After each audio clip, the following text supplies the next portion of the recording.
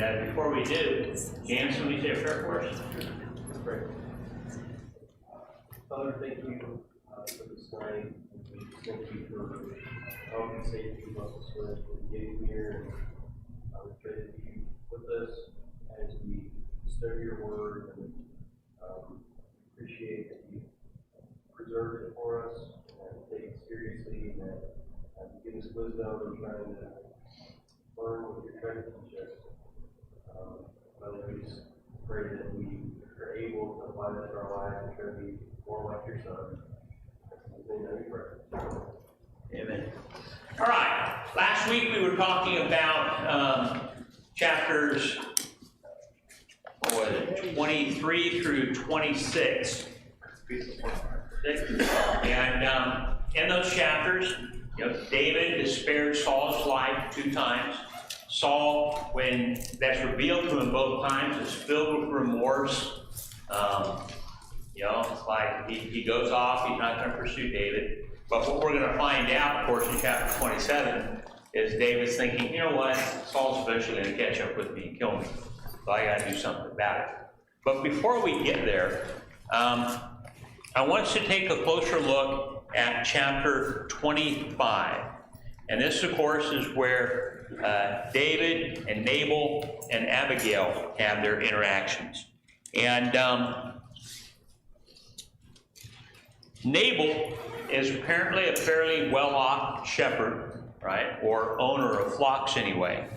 And David has set himself up and his men basically to protect Nabal and his flocks, to be a wall between Nabal and either the Philistines or any adversaries or raiders that might come along and do him any kind of harm or damage. So when the time for shearing the sheep comes, this was a festive occasion. And David sends 10 of his young men to ask Nabal for, share, give us a share in the feast. And of course, how does Nabal respond? He said, that ain't going to happen, right? In fact, Nabal just flatly rejects David and basically insults him. Take a look at chapter 25, verses 10 through 12. In 1 Samuel 25, verse 10, it says, Then Nabal answered David's servants and said, Who is David, and who is the son of Jesse? There are many servants nowadays who break away each one from his master. Shall I then take my bread and my water and my meat that I have killed from my shears and give it to men when I do not know where they are from? So what's his estimation of David and his followers? They're nothing. They're rebellious slaves, basically. Okay? They have left their masters. They're acting contrary to the king, and he's just not going to have anything to do with them. Okay? And this is just, incredibly rude on his part. In fact, I want you to take a look at Leviticus chapter 19.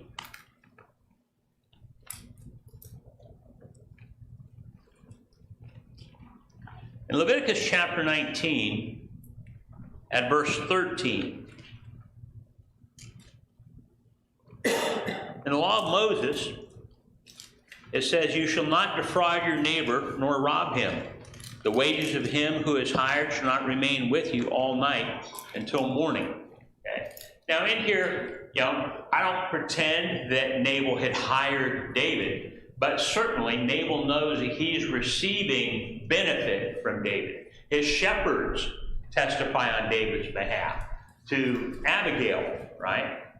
He knows what's going on, okay? And Nabal is basically just going to stiff him. So, no, I don't care. And that is a very real way of taking advantage of a situation, defrauding someone, right? And so David had every right to expect that he would at least be able to participate or partake of the feast that takes place during the shearing of the sheep. I mean, he is the one, or he is the reason why there's as many sheep to shear as there are, okay? And so Nabal is greatly insulting him. And so how does David respond? Lord. Yeah, he puts on a sword. Take a look at verse 13. In verse 13, then David said to his men, every man gird on his sword. So every man girded on his sword, and David also girded on his sword. And about 400 men went with David, 200 stayed with the supplies. So what do you think's in his mind? Yeah, somebody's going to die. In fact, look at the exchange that he has with Abigail when we look at verses 21 and 22. Now David had said, surely in vain I have protected all that this fellow has in the wilderness.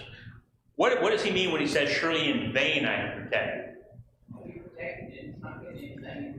Yeah, he was expecting that he would be rewarded or compensated in some way, at least, at the shearing of the sheep. Okay? So he says, in vain I protected all that this fellow has in the wilderness, so that nothing was missed of all that belongs to him, and he has repaid me evil for good. May God do so and more also to the enemies of David, if I leave one male of all who belong to him by morning light. I don't know why this chapter is in between 24 and 26, because in both of those chapters, David refuses to harm Saul. That's right. And then here, he's going to kill all these people. That's right. That's exactly right. Tell me why. Why can't you think Saul was so Because what? Saul was God's anointed, right? David is. Nabal is not, right? And I'm sure David recognizes that what Nabal is doing is in violation of God's will and God's law. But what you've got here, what does this chapter say about David? Milton. It looks to me like it suggests that he had a temper. That it may very well, we're not told, are we? I've missed it if we're told that God was pleased with what he was doing. God wasn't pleased with what he was doing as far as I can tell. God doesn't what? God was not pleased with what he was doing as far as I can tell. As far as Nabal's concerned? Yeah. Yeah, I don't see that God's pleased with what David's doing. In fact, Abigail is going to make quite an appeal to him, and David's going to recognize it. So it could very well be that this is just not one of David's good moments. Exactly. He may be sinning here just like Abraham sinned when he lied about his wife. That's right. We talk about God's heroes are all flawed heroes. Yeah. And David is no less flawed than anybody else. And this is a moment, isn't this just a moment of how dare he, right? It was an insult. And David's going to lash out. And he's going to kill the very shepherds that he's been protecting. He's going to kill all the men that belong to Nabal. This is going to be a violent affair here. The shepherds are aware of the seriousness of the situation. That's why they approach Abigail. Okay? And so, no, this is not a shining moment for David. We're going to come up to another one in chapter 27, where he goes over to join the Philistines. Okay? And then that's going to be followed by an incredibly terrible account of Saul in chapter 28. And there's kind of an interesting development in those two chapters in the way they're put together in the book. To David's defense, who are the people that have surrounded David? They're people who have left everything that they've had to go on the run, and so they have nothing, and they're just following him around. So him finding this job for his band of people to do is a chance for them to be taken care of and be fed. Right. And then this is service. It's not just against David personally and him getting upset about that. It's we've spent so much time doing this for the reward of being able to be fed and being compensated so we can have something because we have nothing. Yeah, David, one of the things that we noticed last week is David, when these 400 came to him, now he's got up to 600, all the dispossessed land are coming to him. He is immediately taking responsibility for them, and he's caring for them. He's providing for them, okay? I once had a congregation cut me off. I had a family of 5. They cut me off, right? Fired me through the mail. Gave me 2 weeks, right, through the mail.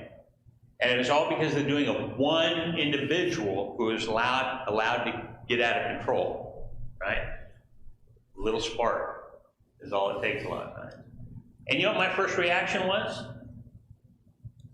My first reaction was simply, if this is the way God's people treat their brethren, then I'm done with them. That's my first reaction. Like, I'm done with them. You know? In fact, I quit preaching for a while. I was teaching at the college already, taught a year at high school. I said, I'm done with this. This is just garbage. Right? That was my initial reaction. It was insulting. I had people I had to care for. It was just. But then about 6 months later, by spring break, I thought, I need to get back to preaching. You know, and this is what I'm supposed to be doing. David is going through the same thing here in a very real way. And Abigail is the one who goes a long way in straightening him out. We're going to see that. So David's immediate response is very human. It's very like our responses, you know, to some things. It's like somebody says just the wrong thing at the right time. It's like, whoa, right? Well, here's David. He's reacting. Yet, take a look again back over at Leviticus chapter 19.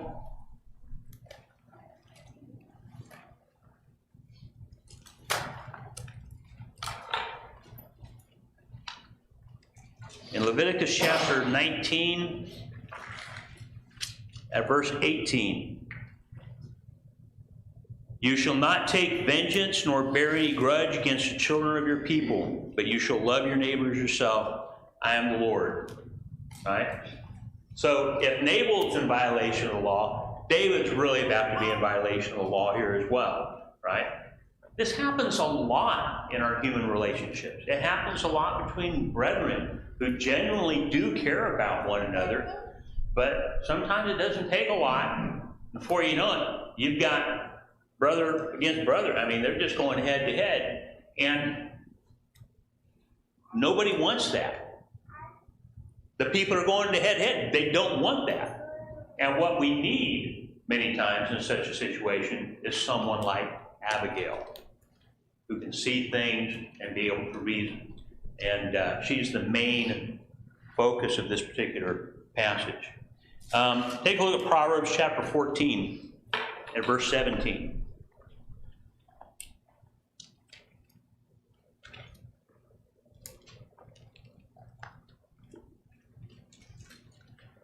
Proverbs chapter 14 and verse 17. He who is quick-tempered acts foolishly, and a man of wicked intentions is hated. And I mean, this describes David here. You know, the 10 men, his 10 servants return, and the first thing he does is puts on his sword. And we've got to try to avoid that. And sometimes it's not easy, but we've got to avoid it. I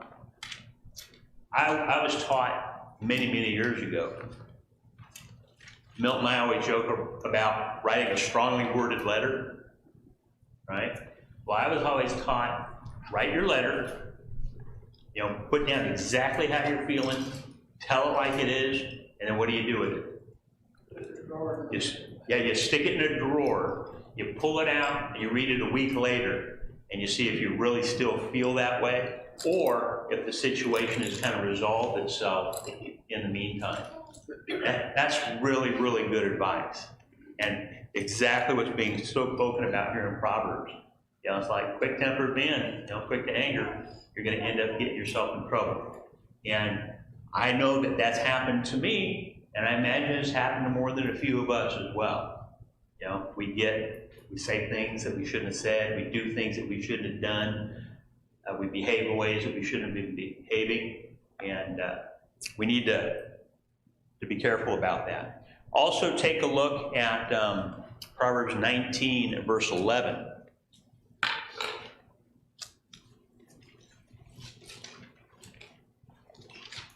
Proverbs 19, verse 11 says, the discretion of a man makes him slow to anger, and it is to his glory to overlook a transgression. Right? What is... I'm sorry. What? What was that? This is Proverbs 19 and verse 11. Okay? What's discretion? The discretion of a man makes him slow to anger. What's the word discretion mean? Yours says what? Good sense. Good sense? When we talk about someone who is discreet, what are we talking about? Yeah, we're talking about someone who can kind of keep things under wraps, right? Who can keep things to himself. He doesn't have to fly off the handle. He doesn't have to vent, okay?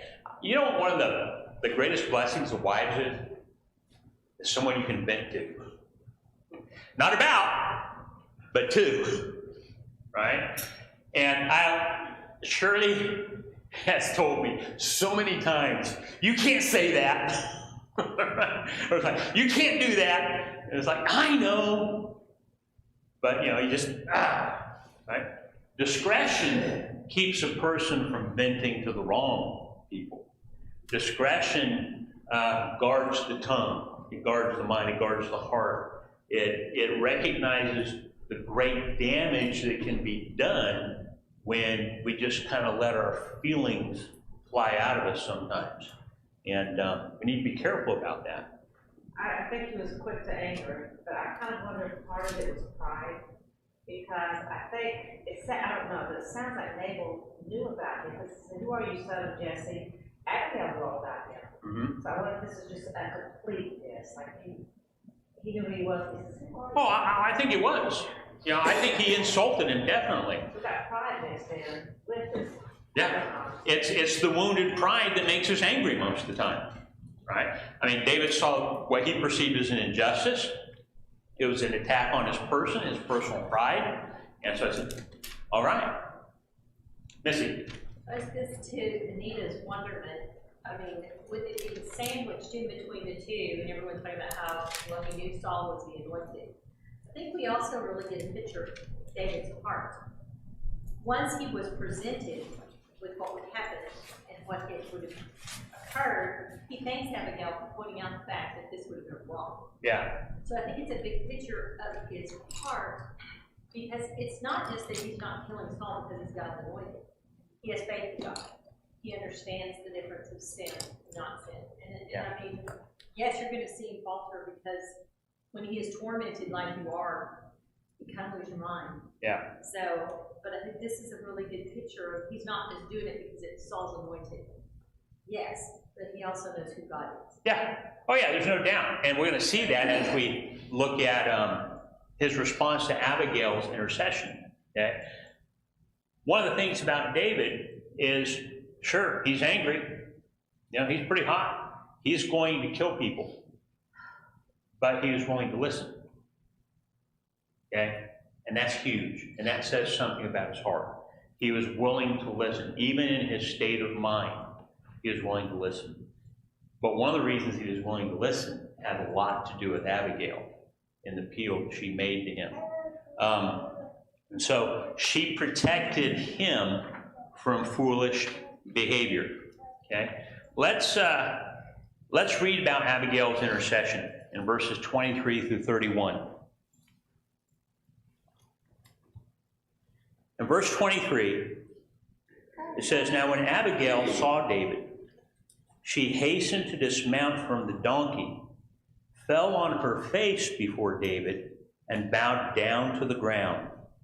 So she fell at his feet and said, 'On me, my lord, on me let this iniquity be. And please let your maidservant speak in your ears and hear the words of your maidservant. Please let not my lord regard this scoundrel Nabal, for as his name is, so is he. Nabal is his name, and folly is with him. But I, your maidservant, did not see the young men of my lord whom you sent. Now therefore, my lord, as the Lord lives, and as your soul lives, since the Lord has held you back from coming to bloodshed, and from avenging yourself with your own hand.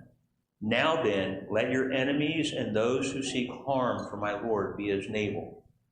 And now this present, which your maidservant has brought to my Lord, let it be given to the young men who follow my Lord. Please forgive the trespass of your maidservant, for the Lord will certainly make for my Lord an enduring house, because my Lord fights the battles of the Lord, and evil is not found in you throughout your days. Yet a man has risen to pursue you and seek your life, but the life of my Lord shall be bound in the bundle of the living with the Lord your God, and the lives of your enemies he shall sling out as from the pocket of a sling. And it shall come to pass, when the Lord has done for my Lord according to all the good that he has spoken concerning you, and has appointed you ruler over Israel, that this will be no grief to you, nor offense of heart to my Lord, either that you have shed blood without cause, or that my Lord has avenged himself. But when the Lord has dealt well with my Lord, then remember your maidservant. Okay? This is the longest speech by any female in the Old Testament. Hannah has a longer prayer after God had answered her prayer for Samuel. But this is the longest discourse or speech, if you will. And it is full of just incredible knowledge and incredible instruction. I have taught several courses on how to make an appeal. Right? When we disagree with someone in a position over us or position of authority, when we're appealing to somebody to change their behavior or their attitudes, their actions, or we're trying to change what they tend to do, how do you make an appeal? And as I'm studying this, I'm looking at this, I'm embarrassed to say I never even once used this passage. And it is an incredibly perfect passage for how to make an appeal. Okay? How does the appeal begin?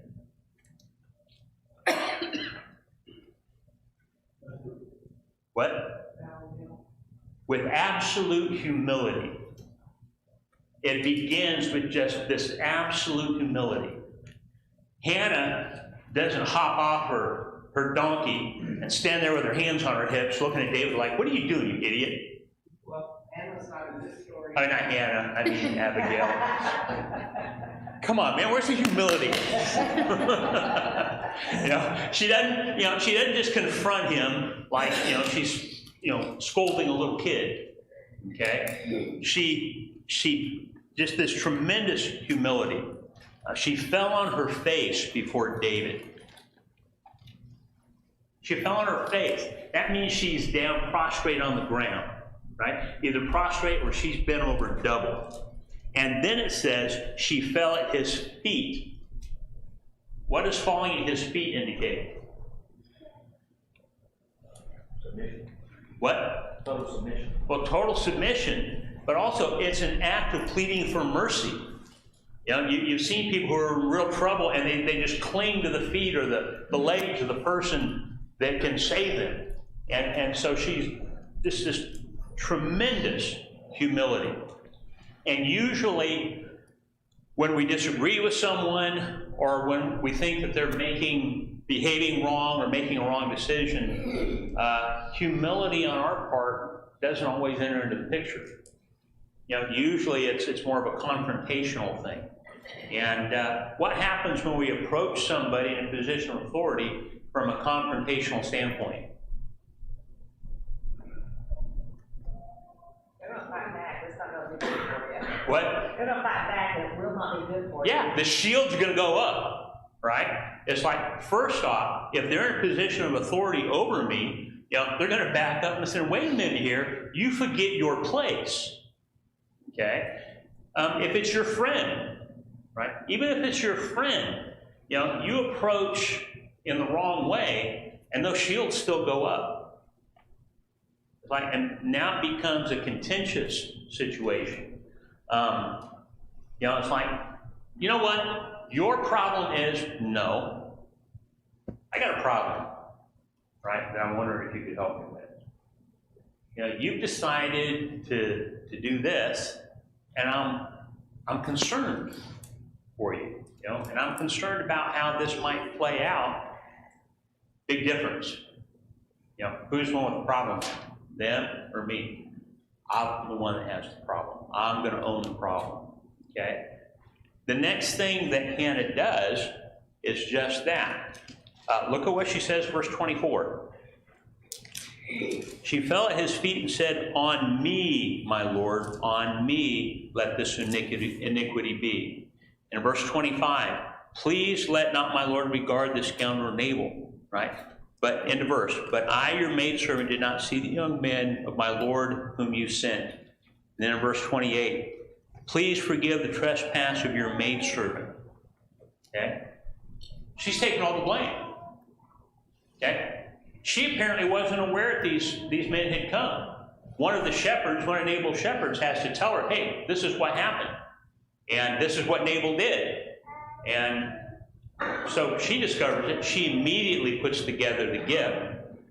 But she's going to take responsibility for it.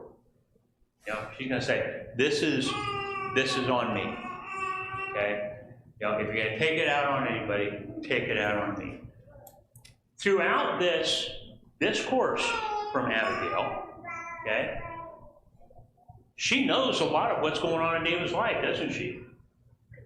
And apparently, people know that he has spared Saul's life. Okay, I don't think that she's a prophetess here. I don't think that she's been inspired.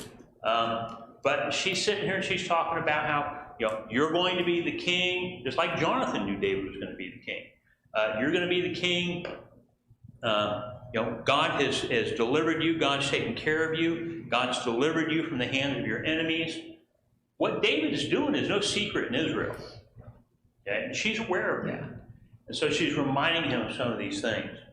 And so here she begs to be able to talk with David. Okay? She doesn't demand an audience. She doesn't demand to confront him. She begs for him to hear her and to listen to her. And it goes a long way. Okay? As I said earlier, this is the longest speech by a woman in the Old Testament. Notice how many times she addresses him, and how does she address him? Lord. My Lord. 14 times. 14 times. In fact, you know, the Lord takes care of my Lord. You know, you get all these lords in there, but you separate them out.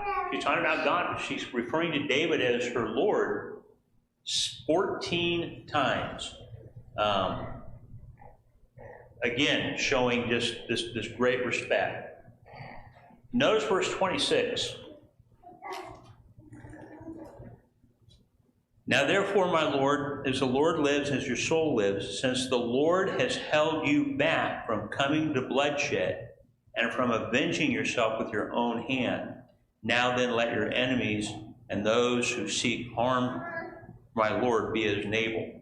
She is aware that the Lord has kept David from shedding blood. That the Lord has kept David from avenging himself. And so, you know, David, not only because Saul is God's anointed, but I don't think that the Lord is putting a freeze hex on David, you know, staying his hand, but rather because of David's trust in God, like Missy was pointing out. The Lord is staying his hand. The Lord is keeping him from seeking vengeance. Okay? How much of your life is the Lord responsible for? You know, you decide, I'm going to start doing this. Why? Because you know that's what the Lord wants you to do. You decide, you know what, I'm not going to do this anymore. Why? Because the Lord has stayed your hand. And so, you know, I don't think there's anything miraculous going on here at all. I think it has to go back to David's trust in God. Like, if I trust in God, I'm just going to let God deal with Saul. And, you know, why are we all here tonight? Because of the Lord. You know, I hope that's the only reason. You know, because Lord, I'm here because if I'm not, people are going to call me and have to know where I was. No, that's not the reason to be here. The reason to be here is for the Lord. Okay? And so she points out that David has not avenged himself against his enemies. And then look what she says in verse 28. In verse 28, she says, "Please forgive the trespass of your maidservant, for the Lord will certainly make for my Lord an enduring house, because my Lord fights the battles of the Lord, and evil is not found in you throughout your days." Okay? So she points out that what David is engaged in is he's fighting the Lord's battles. Okay? To take vengeance for himself would be sin. Okay? We can do things for self. We can do things for the Lord. And, you know, she's going to tell David, you don't want, when you come to the throne, you don't want this to be a blemish or iniquity in your record. Right? So, you know, she reminds David of the consequences. She reminds him who he is. Right? And in verse 29, she basically reminds him God's going to take care of you. He says, "Yet a man has risen to pursue you," of course that's Saul, "and seek your life. But the life of my Lord shall be bound in the bundle of the living with the Lord your God. And the lives of your enemies he shall sling out as from the pocket of a sling. And it shall come to pass when the Lord has done for my Lord according to all the good that he has spoken concerning you, and has appointed you ruler over Israel." Right? He says, God's going to take care of you, and you don't want this in the future. In verse 30, he says, you do not want this. He says, when the Lord has appointed all this, you become ruler, that this will be no grief to you, nor offensive heart to my Lord, either that you have shed blood without cause, or that my Lord has avenged himself. Lori. In the beginning of the chapter, it describes Abigail as being intelligent and beautiful. And I think that her intelligence is, I mean, obviously the way she delivers this whole speech, and how she alludes to things. And I love how in verse 29 she says, he'll fling away your enemies like stones from a sling, which would draw back to Goliath. Goliath. And it's her subtle way of reminding David that God's going to take care of everything if you're his man, and you can calm down and let God do it. And without, like you said, without putting it in his face and without telling him how it should go, she's leading him to that conclusion because she's so intelligent. Exactly. Yeah, the idea of the sling would certainly bring up to mind, you know, as David killed Goliath with a sling, right? See. In the New Testament, there's a passage that talks about the relationship between a man and his wife. And in that relationship, the man is supposed to render agape love toward his wife. Mm-hmm. And she is to render to him self-esteem. Respect. Right. And this is not a marriage thing, but we've got a relationship here between a man and a woman in this dialogue. And throughout this whole thing, what she does is build up his self-esteem. Yeah, she's building up his self-esteem. She's showing him tremendous respect. And the passage you're thinking about is in Ephesians chapter 5, I believe, okay, at the end of the chapter. So, you know, God's going to take care of you. You don't want this in the future, right? You want this now. You're hot-blooded. You know, you're agitated. You want this now, but you don't want this in the future. Is there anybody here, you don't have to raise your hand, but is there anybody here who has never done something they've come to regret? I have so many regrets in my life. They wake me up at 2, 3 in the morning and I can't go back to sleep. And Shirley said, Craig, you got to let those things go. And it's like, but it was so horrible. It was so stupid. It was so foolish. It was just so wrong. Okay? And if we have someone like Abigail, we can be protected from some of those things. And she says, you don't want this. And you know, when I talk to young people in the congregation, especially those who are dating, in fact, a few years back I got together with all the young men in the congregation who are dating and engaged now. And I just told them flat out. I said, You don't want to fool around with a girl. Ever. You don't want to do it. Even the one you eventually marry, you don't want to fool around with her before you get married. How many people get engaged and they justify fooling around because, well, we're going to get married anyway? You don't want to do that. Because I guarantee you, just as sure as you're sitting here, if you do that, you will regret it. Because when you find the girl that you truly love, that you want to spend the rest of your life with, you will regret that you gave yourself to someone else. You will regret it till the day you die.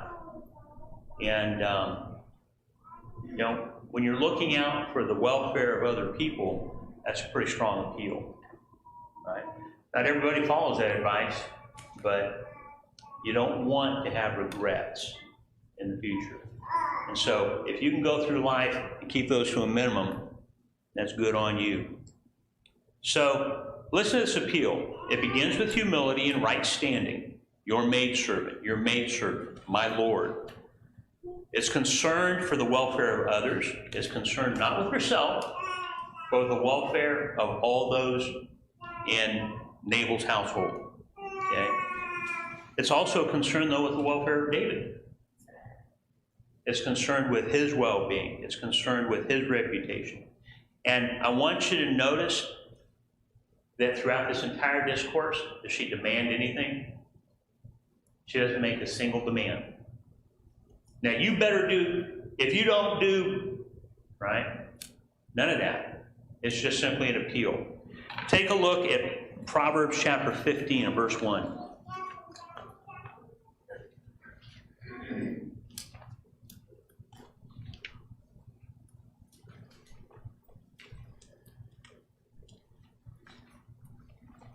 Most of us are very aware of this particular proverb. A soft answer turns away wrath, but a harsh word stirs up anger. In David's state of mind, if she would have come to him with hands on her hips, how do you think that would have gone? Not too good. Okay?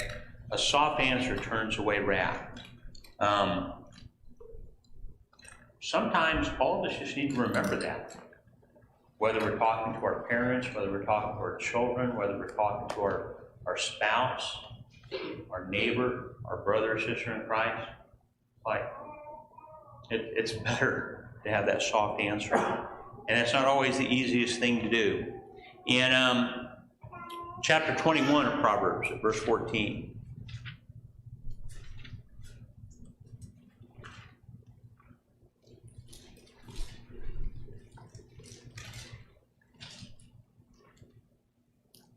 a gift in secret pacifies anger, and a bribe behind the back, strong wrath. I'm not sure if I translate the word bribe there, right? But that's exactly what Abigail did, right? She didn't come empty-handed. She got together everything that David was entitled to, possibly even more because of the circumstances she was in. And she came to him and said, look, I'm trying to make all this good, okay? I'm trying to satisfy everybody here. And, you know, the idea of taking care of one another. A gentle word, I can't remember where it is off the top of my head, but a gentle word breaks a bone. Yeah, that's in Proverbs somewhere. Maybe one of you can find it for me. But when I think of that proverb, what does that say about the strength of a gentle word? It's incredibly strong. It's incredibly powerful. Okay? You know how hard you have to hit someone to break a bone? Okay? Pretty hard. But a gentle word will break the bone. So, something to think about. All right. So, David, of course, has to respond to all this. And let's read his response in verses 32 through 35. Then David said to Abigail, "Blessed be the Lord God of Israel, who sent you this day to meet me.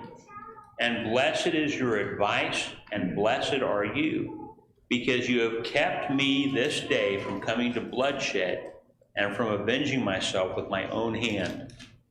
For indeed, as the Lord God of Israel lives, who has kept me back from hurting you, unless you had hastened and come to meet me, surely by morning light no males would have been left to Nabal." So David received from her hand what she had brought him, and said to her, "Go up in peace to your house. See, I have heeded your voice and respected your person." So who's the first one God blesses? I mean, who's the first one David blesses? I gave the answer away. It's God, right? The first one David blesses is God. He realizes God's hand in everything here. See, he recognizes God is taking care of him, just like he always had. Abigail possibly had to remind him of that. You know, and he sees it, you know what? This is just another example of God taking care of me, because it would have turned out to be a disaster. Then he says, "Blessed is your advice." You know, I'm hearing what you're saying. You know, being the person that has to be appealed to, whether, you know, you're in a position of authority or whether you're equal partners or whatever, being the person that has to be talked down from the ledge, so to speak, being the person that has to be, you know, brought under control.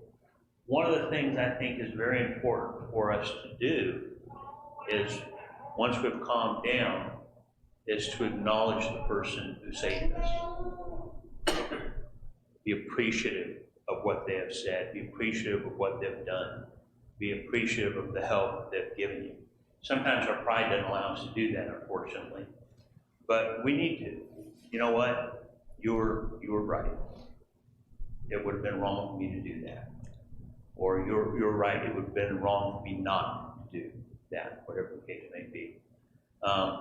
And we need to acknowledge that. And that's exactly what David did. And he says, "Blessed are you." Right? How many times has your good friend saved you? How many times has your spouse saved you? How many times, perhaps, has your child saved you? One of the great examples of an appeal that I do use when I teach on appeal is from 2 Kings chapter 5. Anybody remember what goes on in 2 Kings chapter 5? Naaman, the leper, goes away in a rage because he thought things should go a certain way. And he goes away, I would say, a raging leper. And who is it? Who is it that gets him to see straight? His servants. And they do it very respectfully. And as a result, his leprosy is cleansed, right? Because he listens to his servants. Wonder if he thanked them. So the outcome of this event, is David eventually avenged? Yeah. In verse 39, it says in verse 39, "So when David heard that Nabal was dead, he said, 'Blessed be the Lord who has pleaded the cause of my reproach from the hand of Nabal, and has kept his servant from evil. For the Lord has returned the wickedness of Nabal on his own head.'" And then, of course, David sends and proposes to Abigail to take her as his wife. But notice his attitude. You know, he steps back and says, "You know what? God did take care of me. You know, God dealt with the whole situation. I didn't have to do a thing, okay, except listen." Right? I'm just so blown away though but then he goes and takes a wife. He took Abigail as his wife, and also I'm going to go ahead and take this lady too as my wife too. I know. Okay, he's not supposed to take Abigail, and then God reminds us that Michal was his wife, because it says here, Yeah. Saul gave Michal David's wife, so it's not like he doesn't remember he's married. Right. What in the world? Where's the breakdown here when God did all this for me? The only thing I can tell you, Lori, is a cultural thing. No! Yeah, that's the only thing I can tell you. No, you can't say that. God allowed it, and I don't get it. You know, I am a one-woman man. You know, I can look at a woman and say, "That's a fine-looking woman that I would not touch with a 10-foot pole." But I don't think that God's condoning what David did, because I think he's reminding us here subtly, he already had a wife. Do you think God's condoning it? Condoning that he took these two wives? God allowed it.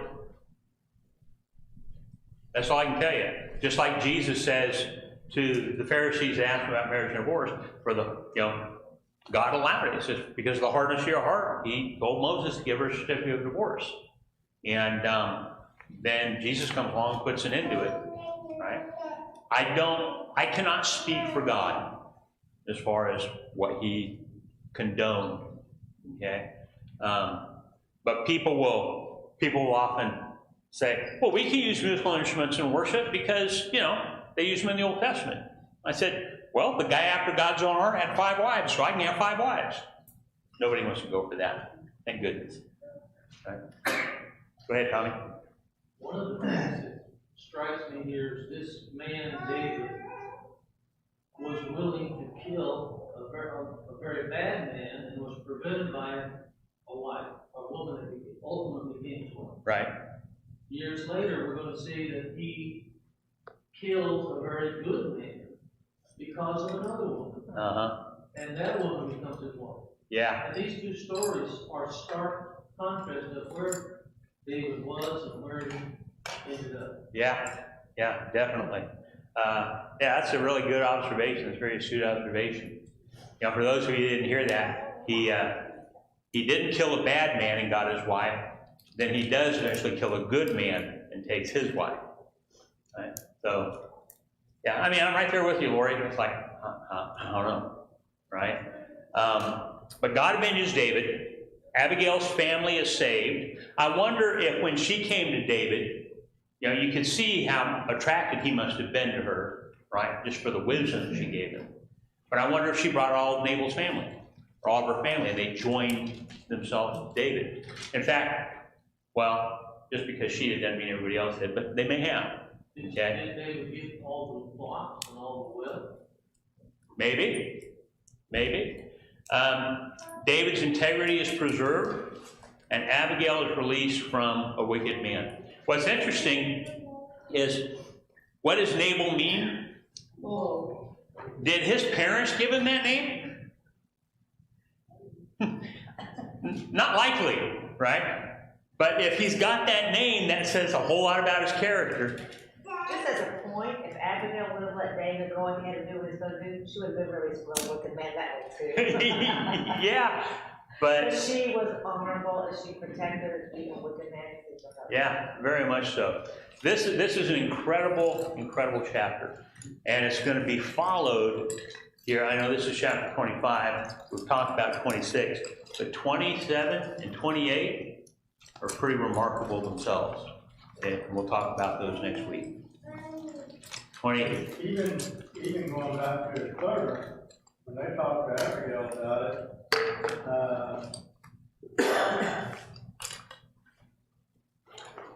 verse 14, it said, look, David sent messengers from the wilderness to greet our master, but he yelled at us.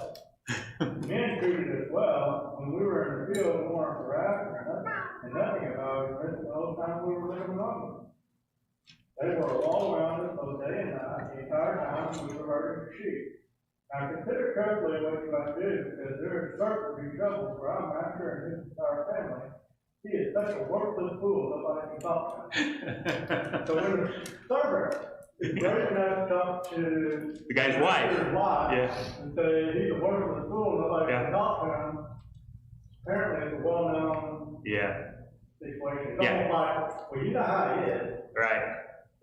And that's why I say he most likely came by that name honestly. Right? Pretty amazing. Now, in chapter 27, 28, I want you to read those pretty close for next week. In 27, there seems to be a breach of David's character, because what does he do? He joins himself to a Philistine, and then he starts raiding and lying about it, right? And in chapter 28, Saul goes to see the witch at Endor, right? Isn't that a name of a planet in Star Wars, right? Goes to see the witch at Endor. And we're going to talk about those two contrasting or similar experiences, if you will.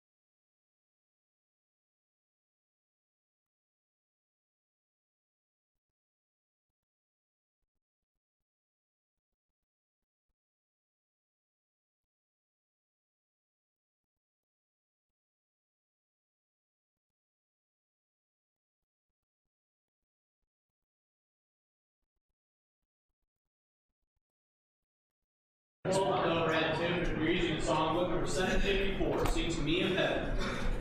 We'll sing all 3 verses and then the chorus once after the 3rd verse. Sing to Me in Heaven.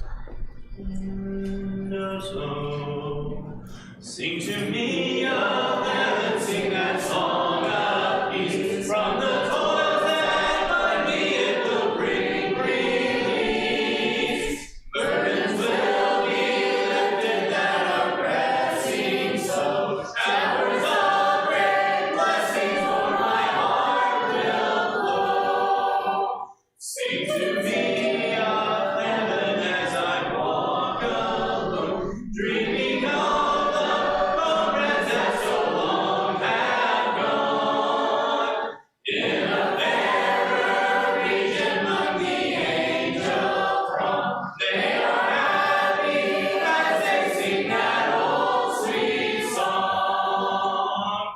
Sing to me of heaven's tenderly and low, till the shadows o'er me rise and swiftly go. When my heart is weary, when the day is long, sing to me of heaven, sing that old sweet song.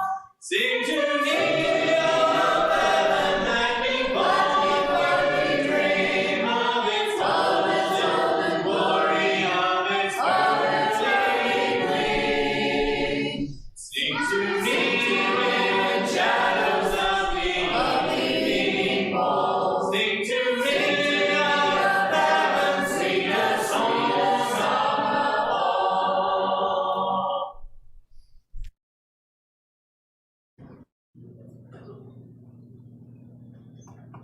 Good to see you here. Glad that everybody was able to make it out for a period of Bible study tonight. And look forward to our next opportunity to get together, which will be Sunday morning at 9 o'clock. So we hope to see all of you here.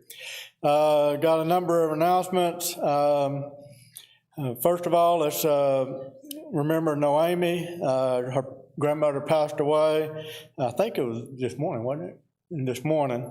And so keep Noemi and her mom. Her mom's having a difficult time with that, but and as well as Noemi. So keep them in our prayers. The Valdez family, Lexi, Jerry, Carter, they all have COVID. So let's keep them in our prayers.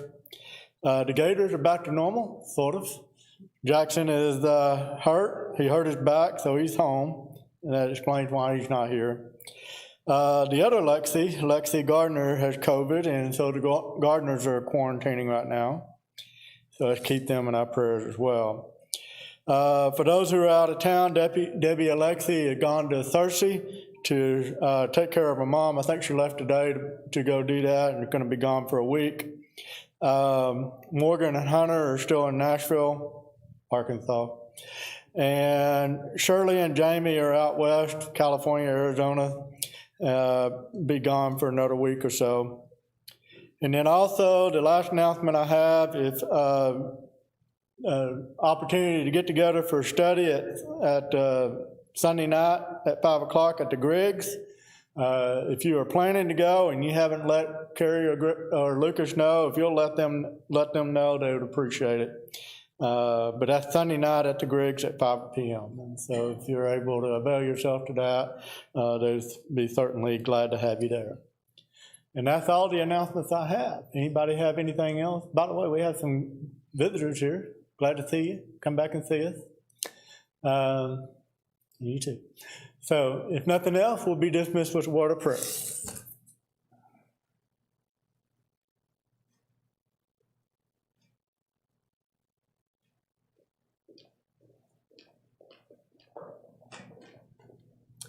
Let's pray. Our Father in heaven, we thank you for giving us all this opportunity to be here together tonight to study your word. We thank you for giving us this chance to do this. Please help us to take the things that we've learned and apply them to our lives and to live in a way that honors you.